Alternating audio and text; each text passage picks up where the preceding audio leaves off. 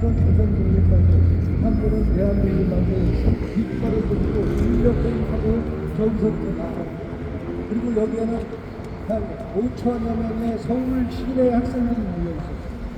서울 시내 학생들뿐만 아니라 3월 3일 도정황제 장례식에 참여했다가 귀향하려고 하는 평양 유생들이 여기 몰려있어요.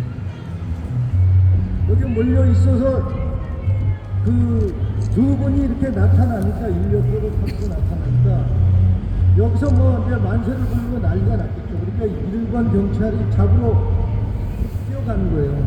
그러니까 두 분이 인력거를 돌려서 다시 남대문 쪽으로 쭉 올라갑니다.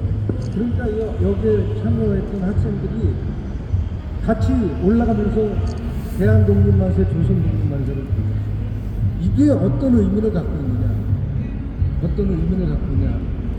이게 서울역이 지금은 없어졌네요. 어디 갔는지 모르는데, 예전에 여기 시계탑이 있었습니다. 시계탑 이름이 하발마예요.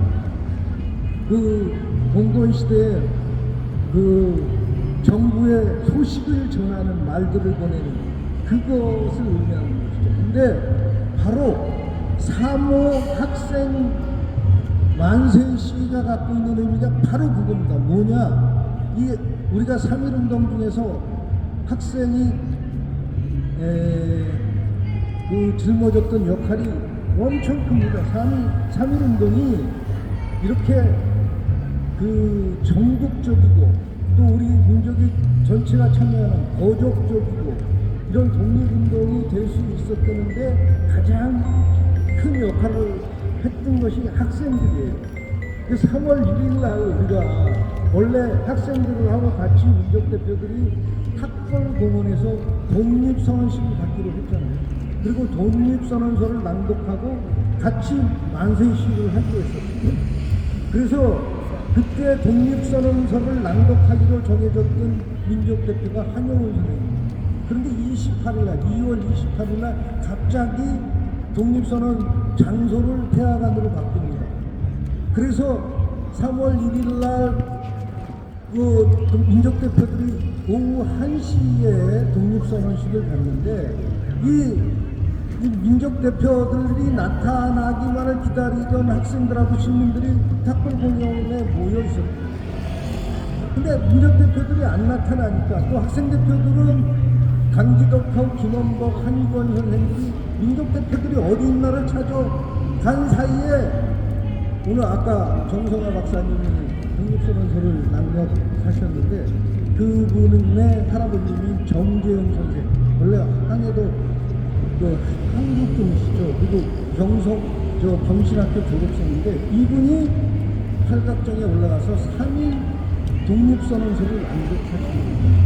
그걸 계기로 해서 학생들이 만세 시위를 전개를 하죠. 어떻게 전개하냐면 탁골공원을 나와서 도심각을 거쳐서 한 축은 광화문 통로에서 정동 그 학교 배제학당, 이하학당, 경성, 여고보 그 있는 그 정동길을 내다보면서 어디에 멈추냐면 당시 미국 영사관, 덕수궁 옆에 있는 미국 영사관 앞에서 만세를 부릅니다. 우리가 이렇게 조선의 독립, 대한의 독립을 선언했으니 당신들 대통령인 윌슨에게도 이런 소식을 전해달라는 의미죠. 그리고 어디로 가냐? 대한문 앞 광장으로 갑니다. 왜 광장으로 갔냐? 당시에 고종황제가 1월 21일 날 돌아가셔갖고 고종황제의 빈소가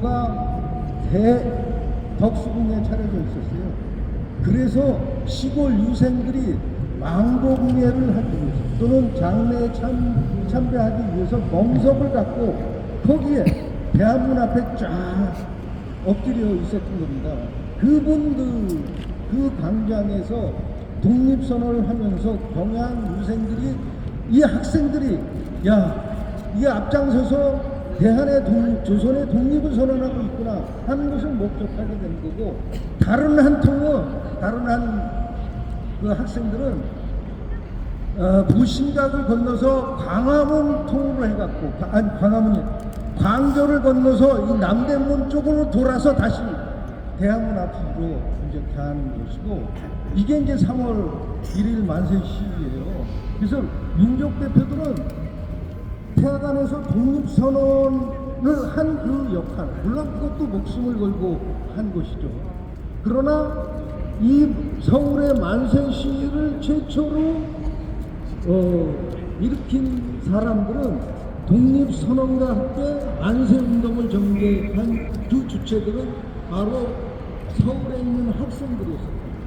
아까 말씀했던 학생대표였던 연희전문의 김영복, 조성평문의 강기도, 그리고 경성의학전문의 한의권을 비롯한 이런 학생대표들이 중심이 된 그 학생들과 시민들이 만세 시위를 하면서 3.1운동의 동화를 물렸던 것이고, 또 학생들은 여기서 그친 게 아니라 3월 1일은 민족 대표들이 독립선언을 했기 때문에 우리들은 언제 하냐?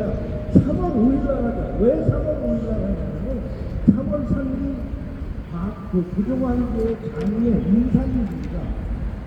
이분을 묻고 3월 5일 날 아마 평양 유생들이 사무제가 끝나니까 사무제가 됐으니까 이때 그 시골에서 올라온 그 유지들하고 유생들이 아마 서울역 남대문역을 통해서 내려갈 거다.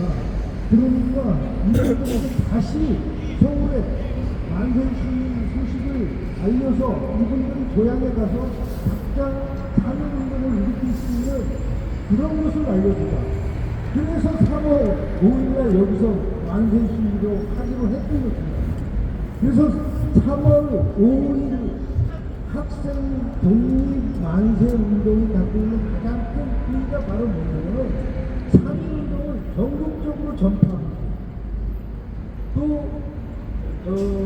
거적적인 3.1운동이 되게 한 불씨가 된 것이 바로 여기고, 기폭제가 된 것이 바로 여기라는 거죠.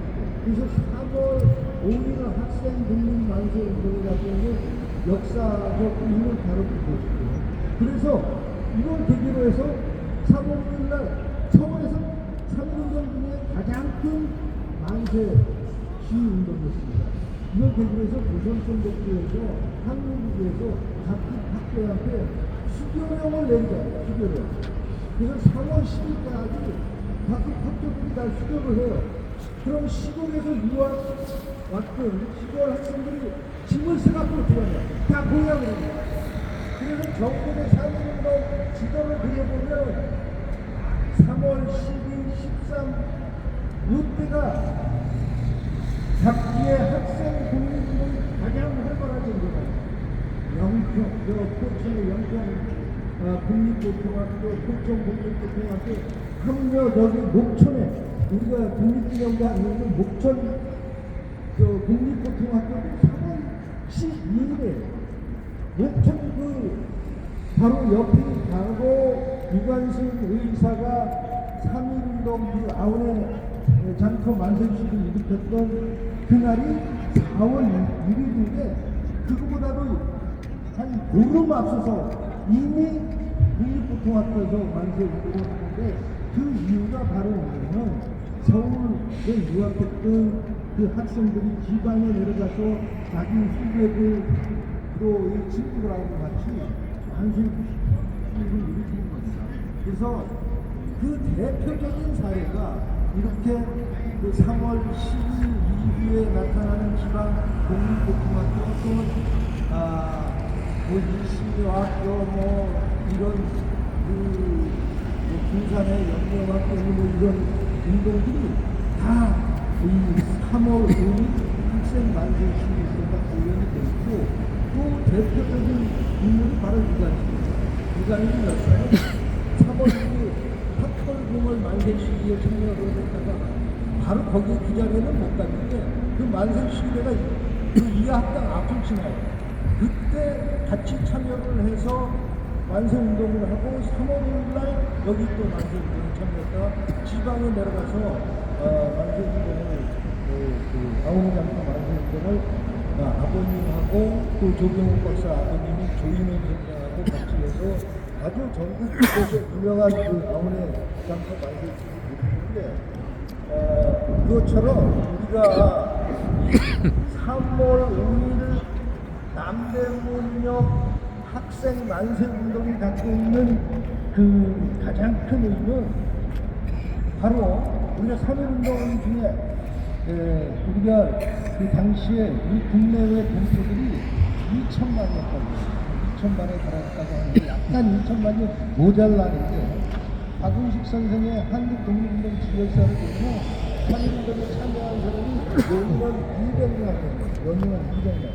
10명 중에 1명. 그러니까 어린애들 빼놓고 5명 중에 거의 한 명씩은 다 3.1 운동에 참여하고 전국에서 1542회 3, 4, 5, 6 이때가 그 활발했는데 전국에서 1542회 많이 그 요원의 그 글처럼 그 요원을 태우는 글처럼 그 불꽃의 역할을 한 것이 바로 3월 5일 학생 만세 시위라는 것이 여러분 꼭 기억해야 되고 그래서 기념사업회를 만들어서 기념을 하고 오늘 같은 기념식을 여는 거라고 저는 생각하고 있습니다. 그러니까 앞으로도 이렇게 서서 학생 만세운동 기념 사업이 계속되고 또 기념식이 계속돼서 우리 국민들에게 정말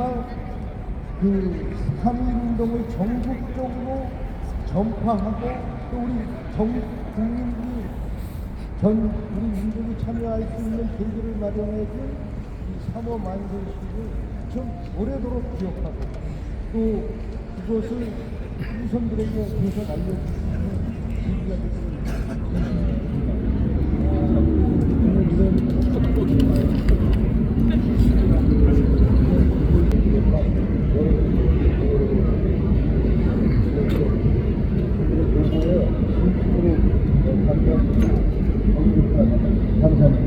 맞습니다. 감사합니다.